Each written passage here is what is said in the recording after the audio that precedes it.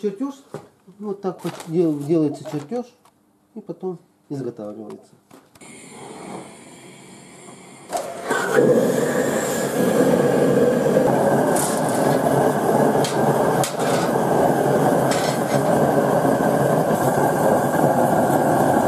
Нагрелась деталь.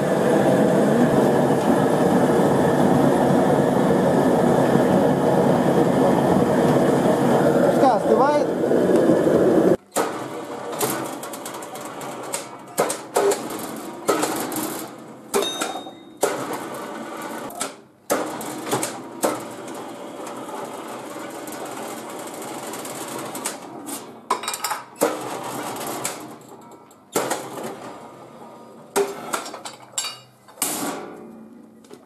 Вот деталька.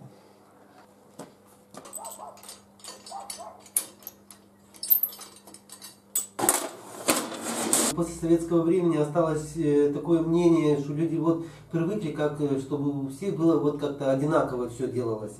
И первое время было так, что человек, вот я хочу такое, как у соседа, и все. Очень тяжело было человека сломать, чтобы ему показать, что ну почему вот как у соседа, давай сделаем по-другому. Трудно было, конечно, переубеждать людей, но на сегодняшний день уже каждый человек хочет свое, что-то, чтобы уже было не похоже, как у других. Тоже вот вкус, он прививается со временем. Ажур или что-то такое они не воспринимали, а сейчас уже вот именно хочу ажур, хочу что-то такое необычное, по-своему.